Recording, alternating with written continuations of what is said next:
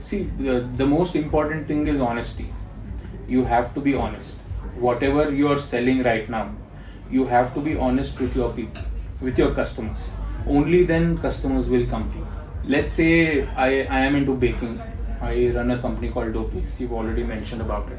So I want customers to come to me. How can I call customers is by being honest, by being completely, whatever I'm selling right now, people should understand what I'm selling as compared to others.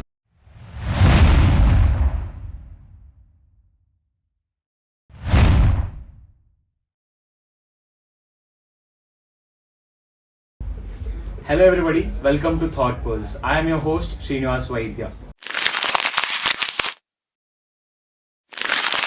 And today we have Rithwik Subramanya, the managing director of Doughpaze and a serial entrepreneur. Welcome you, sir. Thank you. As sir is an alumnus of our college, I had this thing in me wherein I wanted to ask him, so why did you join me? If you want to do something great in business, then you will have to join KLE CPA. If you are around Hubli, Dharwad or parts of North Karnataka, I request each of you to join KLE CPA. So, very a studious person from your school days. I don't know because I used to stand second or third in my class. Whether it comes under studious category or not, I'm not sure about it. But I used to read. Reading is my passion. I used to read school texts as well as other books, self-help books or books based on history. I used to learn, I used to read books written in Kannada and English both. Okay. As in Kannada, speaking about Kannada, my Kannada is pretty weak because I focused on English from the start. As in my parents also stressed upon learning English. But that is where I disconnected a little bit from Kannada. How important is it to learn Kannada in the starting days of our life? It is not about Kannada or any other language. It is about the mother tongue that you speak. Yes. If you are born in a Kannada family, then it is very important to learn, understand, because you have to expertise. You have to be an expert in the language that you dream. Yes. Yes. So if your mother tongue is Kannada, then you dream in Kannada. You do not dream in English or any other language. True, sir. So it is very important, say at least from the time you're born to, let's say you reach 6, you have to be well versed in Kannada. So I have a daughter who's 6 years old. So I've made sure that she speaks Kannada completely, and then now we are teaching her English, Hindi, and other languages. So once she starts expressing herself in Kannada fully, that's when we give other languages. As in our school back then, I can communicate very well in Kannada, but the writing thing, the scriptural thing, I cannot understand or read it as spontaneously. I do it in English. So, what is your take on that? You have to read, write, learn in your mother tongue. So let's say you're born in Tamil Nadu, you belong to a Tamil family, you've shifted to Karnataka. It is important to at least speak in Tamil, but read, write, learn in Kannada, because that's the state language. So reading any Indic language, Hindi, Kannada or Tamil or any Indic language is very important. So how has BBA, especially CBA of Hubli, shaped your personality, sir? It gave me a launch pad for me to dream and execute whatever business plans I had. So it was like a lab to me. Whatever dreams or whatever ideas, raw or polished, it gave me the platform to execute. So I did my schooling from Lion School, from LKG to matriculation, and then I got into science because I had scored well in my 10th. So all my friends and me together got into Chetna College, and then that's when I understood that science is not my cup of tea.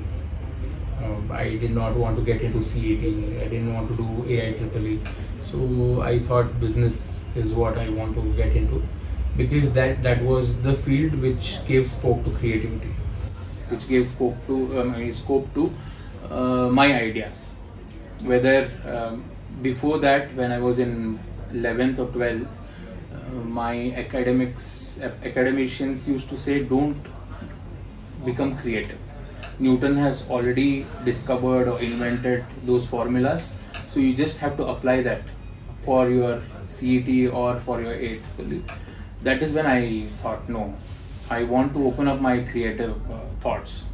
So becoming an engineer or getting into science will not suffice my thirst of creativity.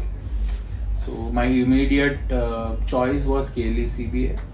Back then it was go to college for business administration. I don't know how it is now. Yeah, you have to tell about it. Now also. But back then it was number one in the region. It is now also the number one. Great to hear that. This region. I am a fest goer, sir. I go to a lot of management fests in the college.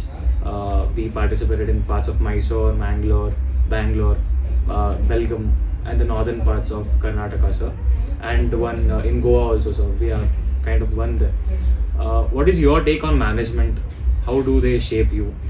Management fests? Yeah, fests. I attended about 18 management fests, if I remember correctly. I attended 18 management fests, and those fests gave me the platform to, it gave me the platform to execute or prepare, come up with a business plan, come up with a marketing strategy. So they used to send us on the streets to sell a product. So it gave me that kind of platform wherein otherwise we'll not go to a street and sell goods. But I remember once when we went to Goa, SVS Management Fest, they gave us an expired product, distillery which was expired, but they told us to sell it on the streets of Panaji. So that is the kind of platform that these fests give us. So I think every CBI, what do you say? A student of KLE CBA, you say it as CBI, right? CBI. Okay. So they should get into management fests. So that should be their priority. So if you get into KLE CBA, 50% is your academics, 50% is your events and fests. Yes. So if you are joining CBA, get ready to get into all these kinds of fests. We are planning on a national level management fest in June, sir. That's Avishkar. I was a part of 2 Avishkars. Great, sir.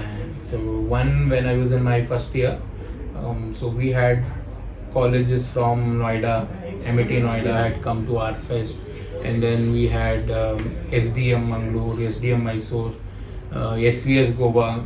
We had one college from Kolhapur, one college from Raipur. We had Christ. Christ is all from the state, but we had about 5 to 6 colleges coming from other different states of India. So that's when we call it as a national level fest. So we had one from Raipur, one from Noida, and one from Bombay as well, I guess. I'm not sure, I don't remember it correctly, but it was a great event. We were a part of venue committee, we were a part of welcoming committee. Whenever a guest or a team comes, we used to go to Hans, we used to go to Naveen. So those were the days when we really cherish, and that gave us the stepping stones of how we need to conduct ourselves in public and how to run businesses, each of those things. So, which stream did you choose in your management fests? Marketing. Yeah. Okay.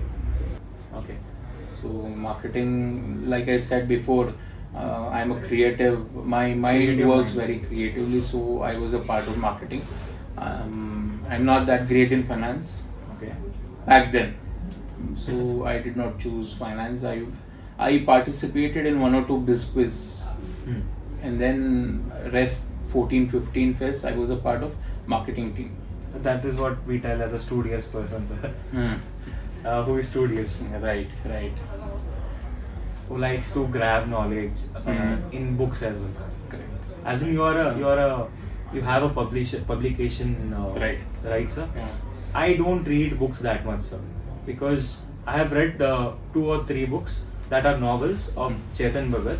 That too, somebody insisted me that these are good books, please read them. I finished them, but I did not have that curiosity that I have to read another book. Nothing excited me about books. So how do we get into reading books, sir? Because as in we have heard from a lot of people, successful people telling, read books more than you watch your Instagram or YouTube. But applying it practically is a bit difficult for us. How do we do that? So if you talk about the stats, I mean, an average entrepreneur in US spends about 15% of his time reading books and spends about 15% of his profits on, improving himself through books, through podcasts, through reading ebooks. So it's a culture in US and in the West to read a lot of books.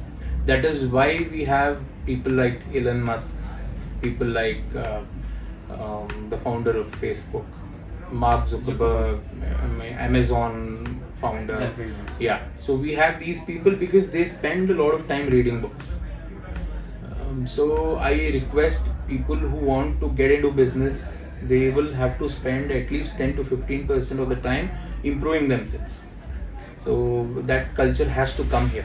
So I mean, that is when you get ideas. That is when you succumb to newer ideas. Otherwise, you will not find any new ideas from any corner of the world. So books are the places where while reading something flashes. I mean, something happens to you. So that's the right platform. Instagram, I mean, reading a Chetan Bhagat book is just for time pass. So it will not, I mean, he talks about a girlfriend and Yeah. having, so that is nothing to do with business. So if you want to be a businessman, then you have to read books related to business, success stories, Psychologies. psychology, market psychology, people psychology. So there are books written by Jack Canfield, there are books written by Dale Carnegie, there are books written by Robin Sharma. So all these books constitute a great read. So you have to read. If you had to advise only 3 books that a person can read, that he should read, when he wants to become an entrepreneur, what are those 3 books? One, Monk Who Sold His Ferrari by Robin Sharma. That's the go-to book. Second is read book related to Bhagavad Gita. So there's Bhagavad Gita as it is by ISKCON. You can read that, or Bhagavad Gita written by say Radha Krishnan, who was the president of India. You can read that. Read something which is written on Bhagavad Gita in simple English or in any Indic languages. Bhagavad Gita is important. And third, read about, say, Chanakya. Yeah. Chanakya Niti or Kautilya Arthashastra. There's one guy called Radha Krishna Pillai who has written about 12-15 books on Chanakya himself. Yes. So you can read any of those books. So that is where you get your administrative skills, you get your marketing skills. At the same time, you will be honest with yourself, with your company, and with your customers. As in, it builds a self-belief in you, and it understands who we are in person. Correct. See, the most important thing is honesty. You have to be honest. Whatever you are selling right now, you have to be honest with your people, with your customers. Only then customers will come to you. If you are not honest, people are not going to come. Let's say I am into baking. I run a company called Doughpaze. You've already mentioned about it. So I want customers to come to me. How can I call customers is by being honest. By being completely, whatever I'm selling right now, people should understand what I'm selling as compared to others. So let's say I'm selling donuts. Okay. I make sure I use the best oil possible because donuts are fried. So I use the best oil that is available in the market, which is sunflower oil. So I use that. I use the best sugar. Sugar is the main ingredient for baking goods. So I use Madhur sugar, which is untouched by hand and it has no sulfur in it. So comparatively it is very healthy. So I use that. And third thing is I don't use any vanaspati or dalda substitutes. That is used by most of the bakeries. So they hide it. So whenever if a customer comes into their bakehouse and they ask what do you make, what do you use, what are your raw materials to make your products. They'll hide the facts. Ingredients. They'll hide the ingredients, they'll hide the fact that they're using all these products. So on the other side, if you come to Doughpaze, we are open. You can walk into our storehouse, you can walk into our kitchen. You will see, I mean, when we first started, people did not believe that we are an eggless kitchen. So most of the people who are into vegetarian category, they said, we don't believe that you don't use eggs. That is a myth in the customers, I feel. Correct. That they feel every cake needs to have egg in it. Correct. To be made as a cake. Correct. To tell it as a cake. Correct. Now that biotechnology has improved by leaps and bounds, we have egg substitutes. We can use curd as an egg substitute. We can use soya protein as egg substitute. So we allowed customers to walk into our kitchen. आपको कहीं पे भी egg दिखाई देता है तो बोल देना. So there were customers who used to stand for 1 hour watching our process. We did not show our trade secrets, our recipes. But once our recipe was ready, we were open. We had a glass screen wherein people could stand there and watch. For your kitchen? Yeah, for my kitchen. So people got the confidence and they started word of mouth. Yeah. So Doughpaze wale ne eggless kitchen banaya. Most of the Marwadi customers. That also becomes a USP for your Exactly. brand. Exactly. We wanted to be honest. We wanted to be transparent. So that honesty has to be imbibed in yourself, the business owner. Second, in your team, in your employee base. Third is in your company communication, the marketing that you do, the branding that you do, the promotions that you do. This honesty should come in front. That is when customers are going to walk in. So for a cake right now, if you have to buy a cake in Hubli, there are about 100 bake houses that you can choose from. But if your communication is honest, then customers will come to you. We cannot go selling cakes outside. It is that we want our customers to walk in. Get in. Yeah. So that is where you create your own niche. And I wanted to ask you, sir, the positioning of Doughpaze is high, sir. As in Hubli, and considering India, it's a price sensitive market, wherein there are other bakeries in Hubli and in areas of North Karnataka who sells the same cake for a marginally lower price. Correct. If they are selling it for 400, the cake in Doughpaze, it's about 800 to 1200 rupees. For the flavors also, sir, it might be mattering. But how did you position and how did the market accept it, sir? Because positioning a quality and an expensive product in India is a bit hard and tricky. How did you manage? See, quality will always comes with price. If you want to have, like I mentioned earlier, we use sunflower oil. So most of the bakeries use palm oil or second-hand palm oil. So somebody has already used it, so that which is left over is sold to bakeries, and then they use that because of used profit oil, margins. because to save money. On the other side, we use sunflower oil, which is about 120 rupees a liter. So that's about 1.5 times more, pricier than palm oil. That's one. Second is we use butter. We don't use dalda. So a dalda will cost you say 80 rupees a kilo. Dalda means vegetable fat. Yes, sir. So that will cost you at 80-90 rupees a kilo. Butter will cost you about 400-450 rupees a kilo. So that's about say 6 times the price of these. Yeah. Third is Madhur sugar, that is sold at say 45 to 50 rupees a kilo, as against the regular sugar which is sold at 30-32 rupees. So we don't compromise on the quality. And we are in a business of memory making. You don't eat cake every day, especially in Hubli. Yeah. You eat cake every day. You cut a cake during momentous occasions like celebrations. Once in a year, on your birthday or on your anniversary or any achievement. So we want you to eat the best cake. That's our agenda. Okay. So we want our customers, because it's not idli vada to eat every day. So if you are spending for a cake, spend it for a quality cake. So that's how we have positioned Doughpaze from other bakeries. We don't want to get into price price wars. We want to focus on the quality. So there were times during Corona, there were our competitors. We don't consider them as competitors, but they are also a part of our industry. They started cutting down their prices. Let's say if they were selling at 400 a kilo, they got down to 300 a kilo, 350 a kilo. We raised our quality from 600 to 800, 900. There are cakes. Our average selling cake per ticket size is about 1100 a kilo. Yeah. So we sell rasmalai cake at 1100. So most of our flavors are priced around 800 to 900.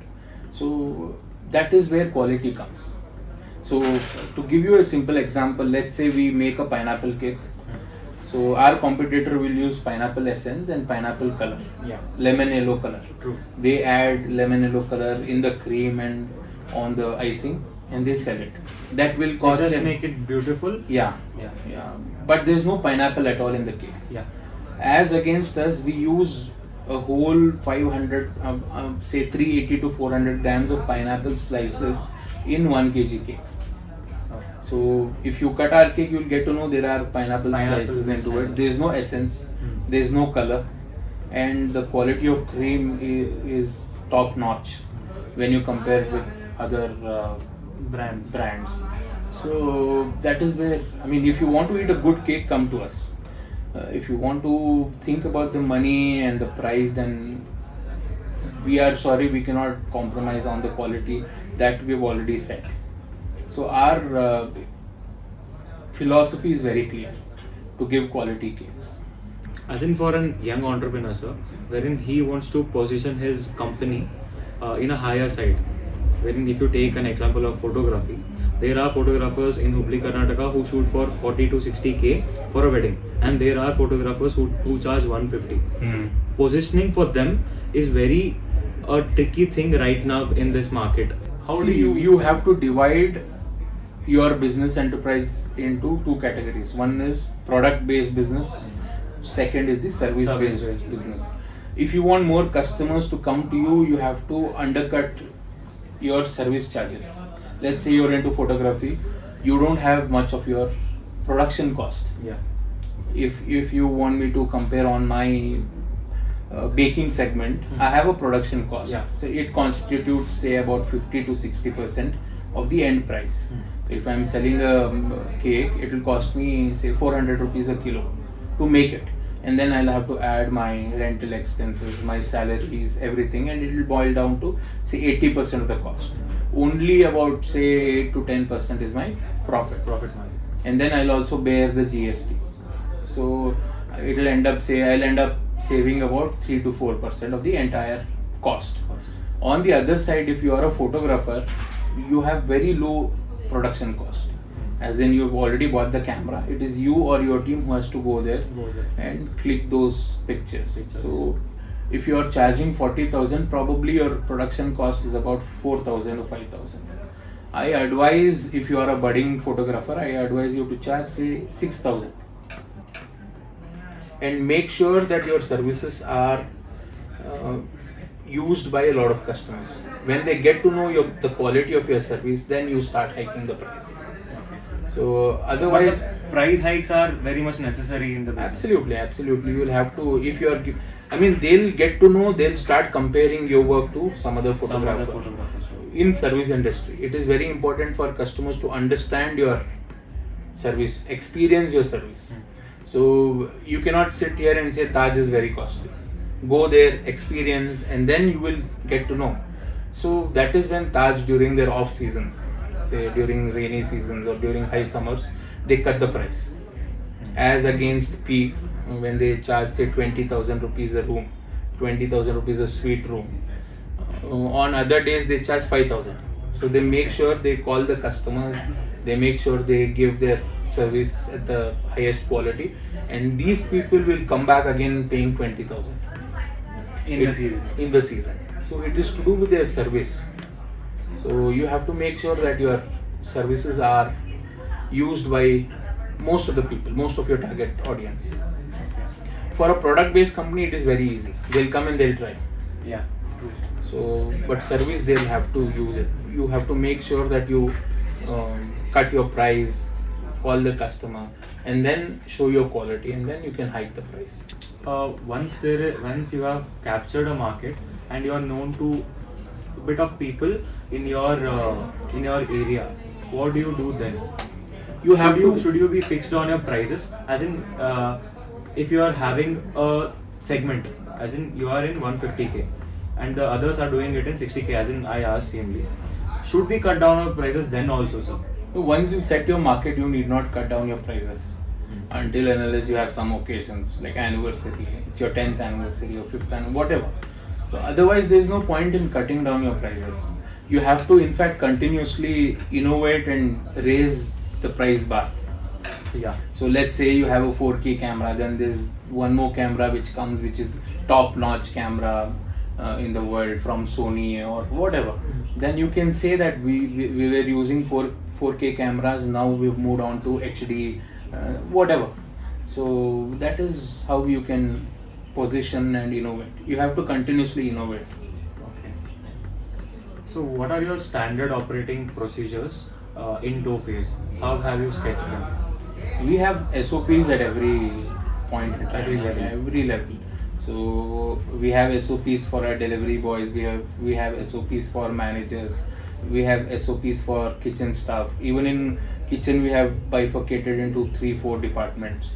One is the cake department, one is the hot kitchen department. Hot kitchen department is the department which bakes basically sponge cakes, pizza bases, burger buns. So this is a separate department.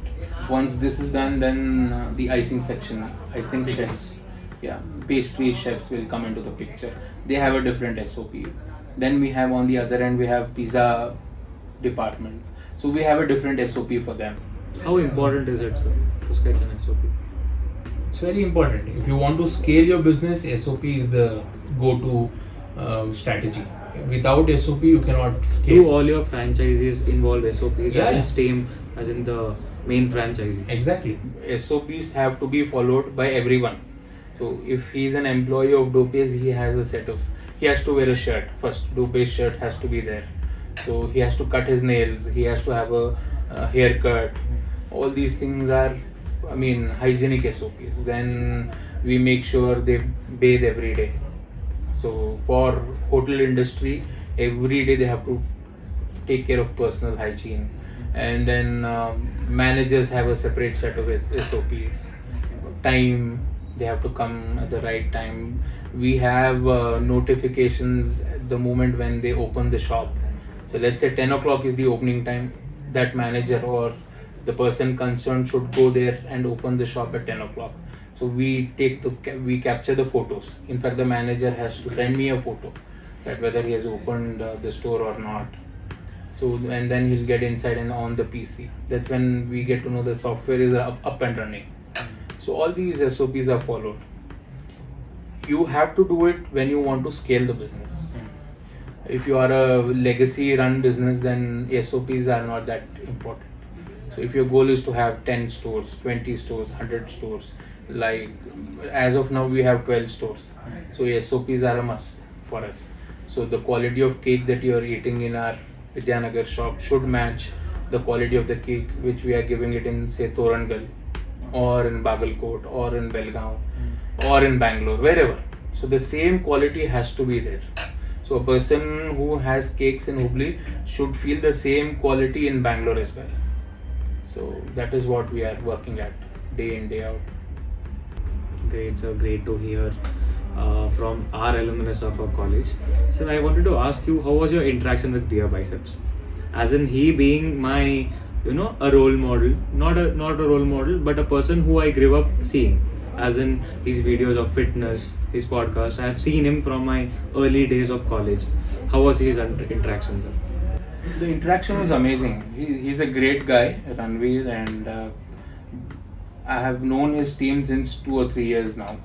So they wanted somebody to talk on Kantara and Bhutaradhane, which has been happening in South Canada, Dakshin Kannada, and Kerala since say 3,000-4,000 years.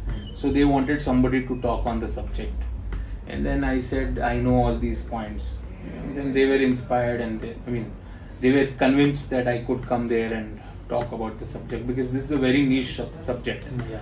So it is very difficult to even talk about it, because the entire culture happens to be in Tulu. The conversational language is Tulu. Then you have to interpret. I'm not that great in speaking Tulu, so I have to translate it in my brain into Kannada first, and then from Kannada I have to speak it in English. So that's kind of very difficult to comprehend, to speak with the flow. So I had a great time with Ranveer. He shared a lot of his personal life situations. He said we had a great time. Conversation. Yeah. Conversation in front of camera and off camera as well. Therein you mentioned that some of your stores were shut. As in the main one, I think, was Vidyanagar one. Correct. What was the situation then? How did you overcome it, sir? Just one store was shut. Okay. Not many stores. One store in the name of Foods How many Villa. stores were you having at that time? We were having about 4 or 5 stores at that time. Okay. The main one was of Vidyanagar, I think so. We started from an outhouse in Vishweshwar Nagar. When we first started Doughpaze, we were not sure about the market. So we started from an outhouse in Vishweshwar Nagar without a chef. Without a chef. Without a chef, we used to buy goods from outside, and we used to repackage it and sell it to the customer. So our initial investment was just 20,000. I invested 10,000 and my partner invested 10,000. So we had a landline and a two-wheeler. And every day we used to go to Kopika Road, because that's the hub of newspaper agents. Newspaper agents sit there at 4 o'clock or 4:30 in the morning, and they distribute those newspapers to all the areas of Hubli. So that is where we used to go, stand there and make sure our pamphlets are put in each of the newspapers at 4 o'clock. And we used to target one area. Let's say one guy is going to Keshapur today. We used to give that person, say, 1,000 or 2,000 pamphlets. Those were the times when we didn't have Instagram, or we didn't have social media marketing. Now it has reached its peak. Yeah. So it's very easy for us to boost a post and make sure it is reaching everybody. At that time, probably it was 2013 or 14, we had to go every day to Kopika Road and target one area, one niche area, and then we used to expect orders from those areas. So we used to get our donuts from one kitchen in the morning at 8, and we used to wait for the calls. We used to wait for, say, we used to get 10 to 12 orders a day during our initial days, and we used to sell about 60 donuts, 50 to 60 donuts. So from there we started, and after the 6 revolution of donuts in Hubli, I think. Yeah, we were the ones who started innovating, selling donuts in Hubli. 100% veg, no egg, and after 6 months we got to know there is market in the city, there is demand in the city. Then we started our first store in Vidyanagar. That is still there beside Vidyanagar police station. From there we opened one store in Keshapur. From there we opened another store in Dharwad, and then we opened in Belgaum. There was a time when we peaked and reached, we thought of starting a food court, wherein we have 8 to 10 different stores selling different cuisines under one roof. So we started something called as Foods Villa in Vidyanagar, Shirur Park Junction. That was one of its kind, and it was doing great. Yes. Due to some unforeseen reasons, we got a notice from the governing body, and they came the next day. We received a notice on Saturday, and they came with a JCB on Monday morning, saying we are not fireproof. There's no The structure is fire safety is not there in the structure, and they told us they are going to demolish the entire building. That day itself. We received a notice on Saturday at 4:30 in the evening. They came to our site at 6 o'clock in the morning on Monday. So we didn't have anything to do. Sunday was totally closed. So they came, they demolished. From end to end they demolished. So we had invested about 1 crore for the project, and suddenly that 1 crore had gone into thin air. So we didn't know what to do, but we had because we were honest, because we had that guts that we'll come up again. So we sustained. And something like this happens, God will give us more opportunities. So this was a challenge for us that God gave us to face higher challenges or to grow more. So once that demolition happened, and then after 3 months, we came up with 10 more stores. So we had about 2 or 3 stores during the demolition. After demolition, say for next 3 to 4 months, we had 10 stores.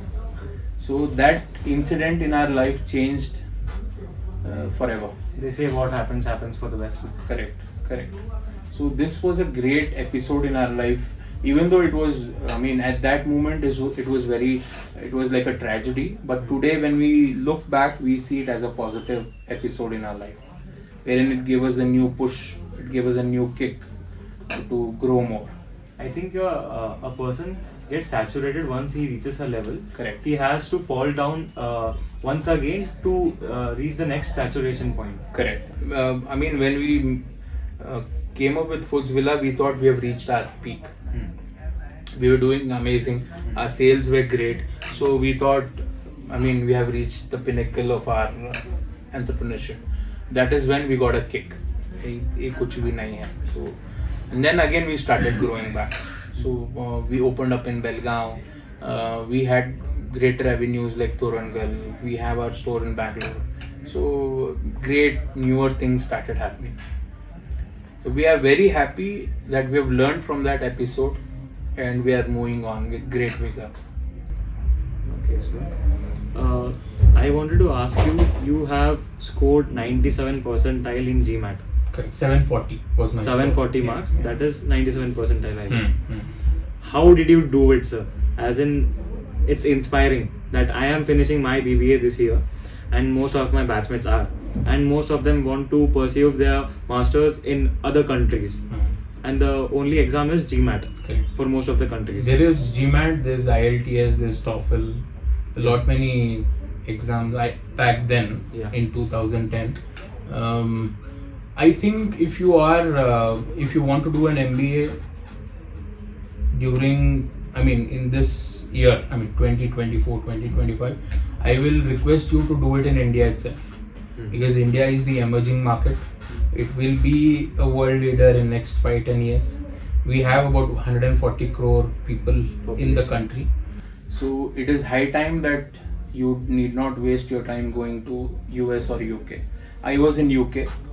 I studied University of Bath, which was one of the top-notch universities back then. But today we have people from all over the world coming down to India and understanding the market. We have Mark Zuckerberg coming to India. We have Elon Musk coming to India. We have all the greatest of the great entrepreneurs coming down to India. So right now, if you honestly ask me, I will tell you not to go to US or UK, because they're all stagnated, they're all saturated. India is the new bus. So if you want to do an MBA, then go to Hyderabad, go to Bangalore. If you are in Hubli, the best thing that you can do is go to Hyderabad. There's ISB, there's IIM. I know there's a lot of competition for IIMs, but there are other colleges. Are IIM overrated? No, I don't think so. I know there's a lot of pressure to enter, study, sustain there, but IIMs are great. We have, you can see their strike rate.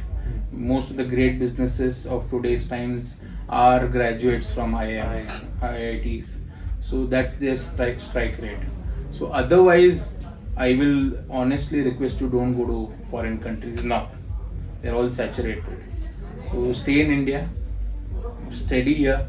You will get a lot of ideas. There's a lot of demand here from 140 crore people. So don't waste your time.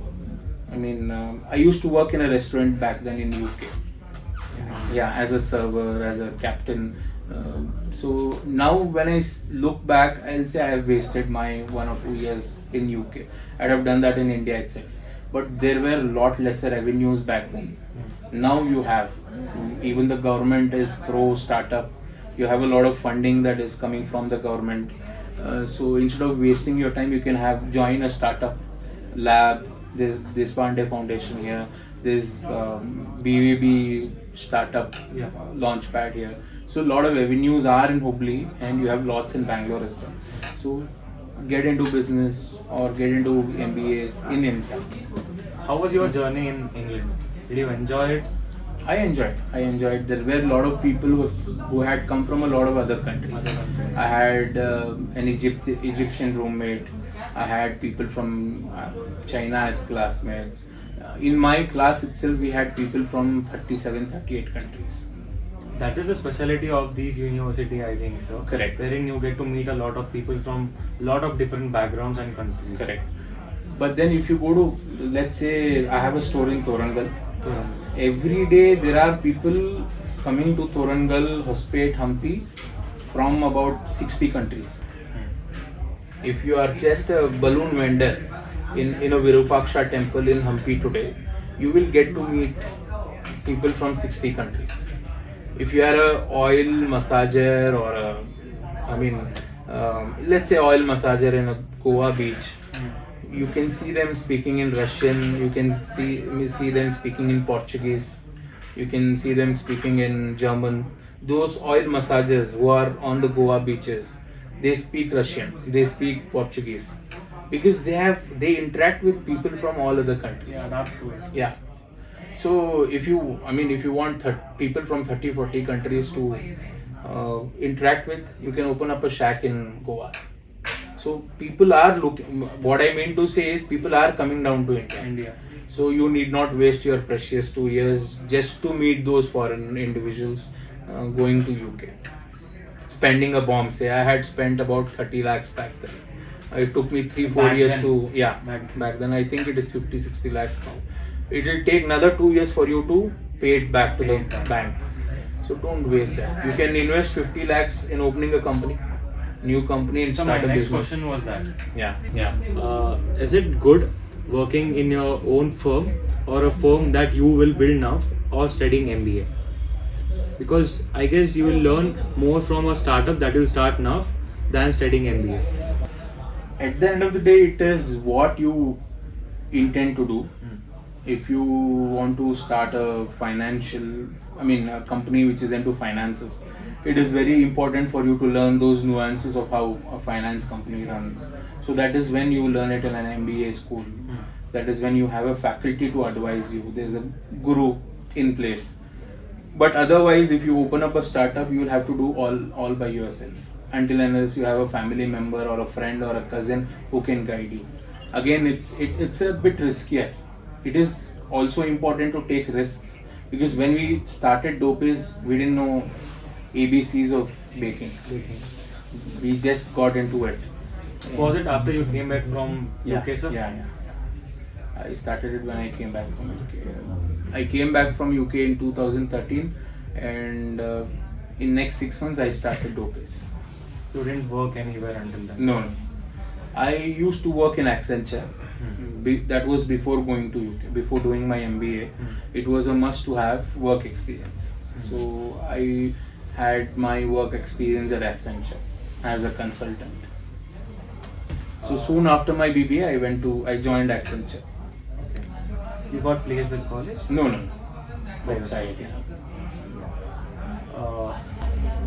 Being in a cell, okay, being in a cubicle in an office, it teaches you something. I feel it teaches that you have to be disciplined. Okay. You have to obey your manager. Has that helped in your business that you came up from? Discipline is one thing that I've learned from working in an environment like Accenture. But otherwise, it is your individual self that will help the company to grow. I believe in 4 H's. 4 H's. 4 H. One is you have to be happy in whatever you're doing. So whether, let's say I run a company called Doughpaze, I have to be happy with that. So that is one. Second is you have to be hungry to grow. You have to be very hungry. आज मेरा एक store है, कल I want to open 5 more stores, 10 more stores, I want to grow. So hungry for growth is very important. If you don't have that hunger, then you will not succeed. सुबह उठना है, दुकान open करना है, रात को बंद करना है, इतना पैसे कमाया, बस. That is not the, I mean, template for a businessman. You have to be hungry for growth. Third is you have to be humble. So if you are not humble, then you are not going to gain customers. Let's say you are my customer, you are 15 years younger to me or 20 years younger to me. I still have to talk with you very nicely, even though you're a school going, college going kid. I have to say hello sir, welcome. So that humbleness has to be there in the business. If you are humble, then you will succeed in the business. Then the society accepts you. Yeah, not society, your customer base in general. वो जो डोपेज का मालिक है वो बहुत अच्छा है, चलो जाएंगे. So these are the things which happens in a business environment. Fourth is help others. So you want to get into business, so you come to me. The reason I have come here is from this podcast, even if one person gets inspired, then it will serve my purpose. I am getting inspired right now itself. Thank you. So this is the 4 H's I believe, and I do it in my everyday life. So hunger for growth, wherever there's an opportunity, we make sure as a team we capture that.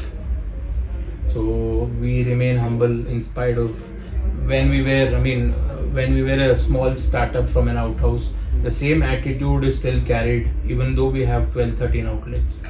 So the success should not reach your mind. Yeah, the fame.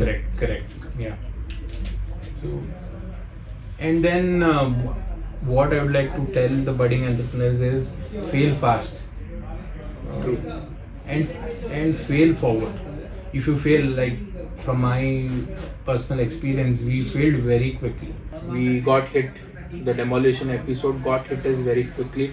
It demolished not just the building, even the morale of the team, morale of our partners. There were times when we could not speak to each other. So everything happened in that episode. Then we failed and looked forward to it. I mean, we came out of the situation and we started with our growth strategy. So you have to fail as an entrepreneur. If you don't fail, if you don't have that experience of failing, then you won't succeed that great. So it's easy to tell that you have to fail, sir, but when a person is failed and he needs that motivation, when does he get that? I don't believe in the word called motivation. If he is hungry enough, the hunger is all what matters. Hunger will take you forward. Hunger, I mean, let's say you failed in the business, still you will go and eat, right? True. So there is hunger for your physical body. At the same time, there should be hunger for your business entity as well. So only then you will be a great entrepreneur. There should not be a motivation from a third party or from a movie or whatever. Motivation has to come from inside. Only then you will make a great entrepreneur. There will be some times when our main team of our organization does not have that of motivation to continue. What do we do then, sir? You will have to share the vision with your employees. So there's something called as triple W, WWW. So one is you have to work for the winning, your customer should win. That's more important. They should see a value in your product and then they should win. That is the most basic W for a business entity. Second W is win for your employees and your partners. Partners as in those who invested in the business, like VCs or. So in Doughpaze, let's say we have to give a paycheck to our employees. We make sure everybody gets paid on 5th of every month. Whether we are at loss, whether we are at profits, whether there's a corona that's happened. In spite of anything, we have paid our employees 5th of every month. So we make sure that our teams are paid well. So that is one great motivating factor for the team to work for us.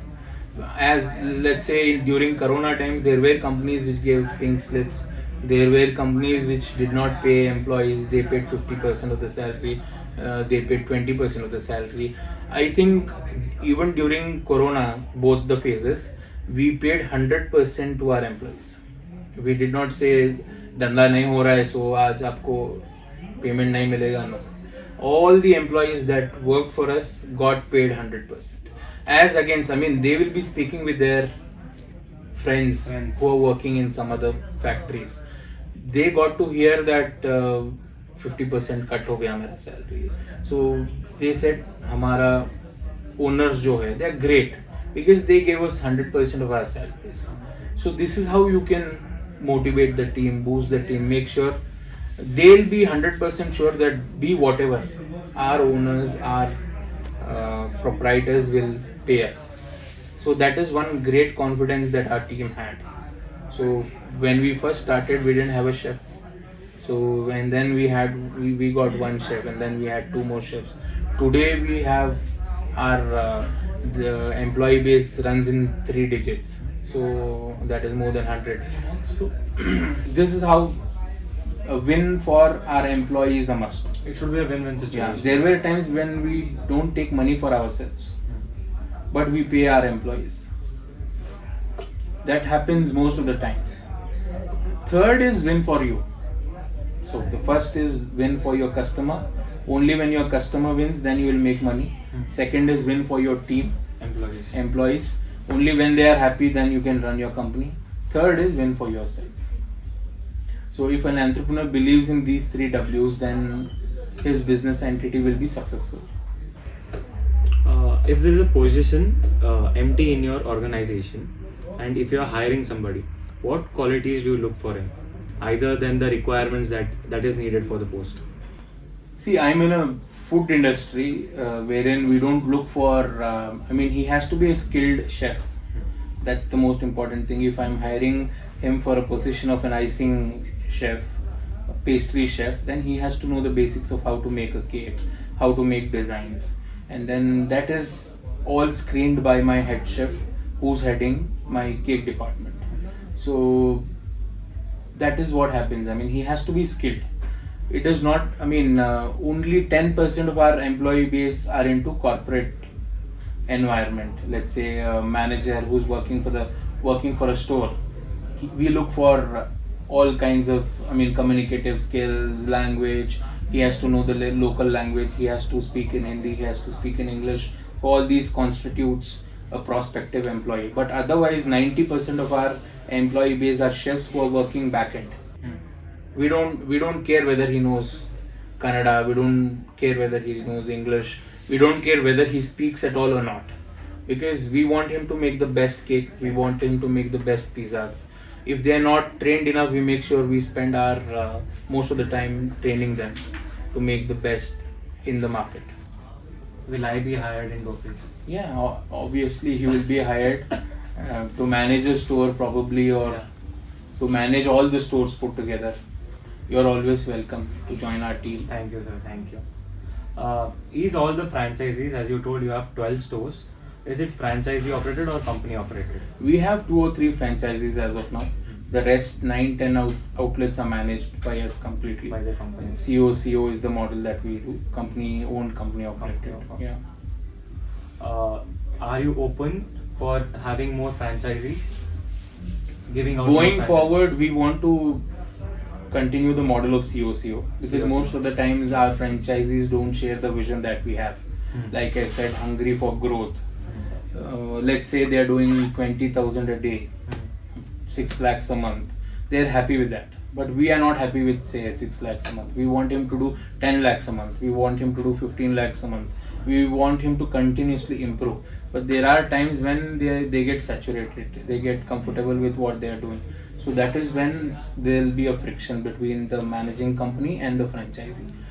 So now we have decided to have CO, wherein all the outlets are owned by the company. We have managers in place. We give them a specific target, and then we want to grow. How is the marketing of Doughpaze? How is it done? Since we are in food industry, our products itself will market word of mouth marketing. Because even in spite, let's say I spend 1 crore for marketing, and then I don't have good products, then that person will not come to you the next time. I'll have to satisfy him in terms of taste and quality. Let's say I hire Amitabh Bachchan and spend 1 crore. So just because Amitabh Bachchan has said, you will come to Doughpaze for once. Second time, if you don't like the quality or the taste of the product, you will not come the second time.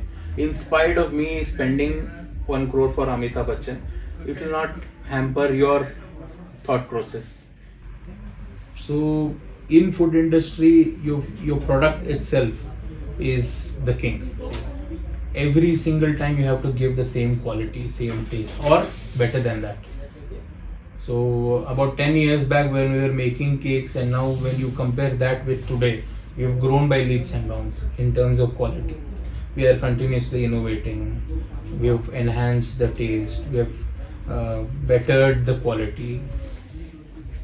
That is our marketing strategy. Along with that, we use Instagram.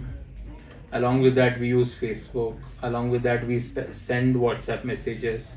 We will be having our own apps to place orders with. So we are coming up with all sorts of marketing tools, but our go-to marketing Most effective is is word of mouth. our products. So I wanted to ask you, what is the power of manifestation? Have you manifested this thing, Doughpaze? Exactly. I mean, see, a company takes birth twice. Once in your mind, and then once in the physical realm. So manifestation and power of manifestation is absolutely important. Without manifestation, nothing will happen. So once you have, let's say I opened one store in Hubli, I start manifesting that I want to open 3 more stores. So if you are honest enough, then universe will put you the team, give you the franchisees, or that team itself will come to you. Suddenly I'll get a call from somebody saying that मेरे पास 10 lakh है, I want to invest in Doughpaze, or I want to open a franchisee. All these things starts to manifest. So we have to be open for looking out for opportunities. We have to be prepared. If you ask me, some people will say it is luck that he has grown so and so. Some people will say Ambani is lucky. No, I will say he was prepared enough to seek that opportunity. Let's say, I'll give you a simple example. During Corona, all the bake houses in Hubli got shut. There were no bakeries at all. Fortunately, we had a central kitchen in place, and we had tied up with Zomato. So before Corona, we used to sell, let's say, X amount of cakes. During Corona, we sold about 100x of cakes. So 100 times, because all the bake houses were closed during that period. We had opened our opportunity for online sales, wherein no other. This was after the closing of stores, the main store. Yeah. This was Irrespective of what happened there, we had our central kitchen in place. So we had tied up with Zomato and Swiggy. So we got sales. I mean, we made better sales in Corona than outside Corona. So we had that opportunity. People will call it as lucky, but we were prepared for Corona. You have to grab that opportunity that comes in your way. In fact, we hired 2-3 more chefs during Corona. When all other bake houses sent chefs back to their towns, we had people coming down to our bake house. As chefs. So, do you miss the fun that you had in your college? Because I am in my last year, and I already miss college. The fest that I will miss in the coming future, I will already miss that. If you are, if you have a startup, if you have your own company, then every day is a fest. And fortunately for me, I have my classmate and a junior working with me as my co-partners. So it is like going to fest every day. So every day we face new customers, we face new challenges, we face new goals. So every day is a fest for us.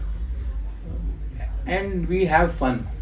This entire process is fun loving for us. like I said, we are very much happy in what we are doing.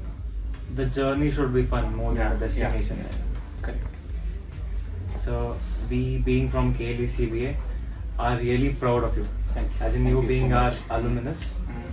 Mm. So this will be the end of the podcast. Thank you.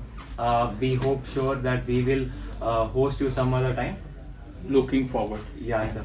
And I wish the best to all the students who are a part of KLE CBA. You are fortunate enough to be a part of this college, and people who are wanting to join BBA, then I will request you to join KLE CBA because it has shaped my career personally. So come witness the grandeur of KLE CBA for 3 years, and I hope I see you as entrepreneurs in the coming years. For sure, sir. For Yeah. sure. Thank you. sir. Thank you.